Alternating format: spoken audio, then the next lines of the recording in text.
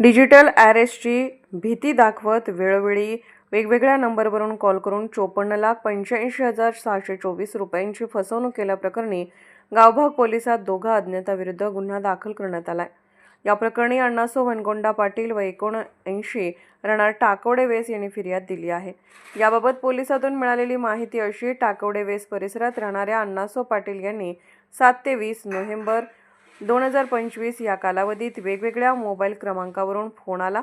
त्या व्यक्तीने पाटील यांना फोन करून मुंबईतील कॅनरा बँकेतून त्यांच्या आधार कार्डचा वापर करून कोट्यवधी रुपयांचे कर्ज काढण्यात आले आहे। त्यापोटी 20% कमिशन पाटील यांना दिले असून या प्रकरणात अनेक जणांना अटक करण्यात आली आहे। हे प्रकरण केवळ महाराष्ट्रात नव्हे तर अनेक राज्यात घडले असून या संदर्भात बँक खात्याची चौकशी करणार असल्याचे पाटील यांना सांगण्यात आले।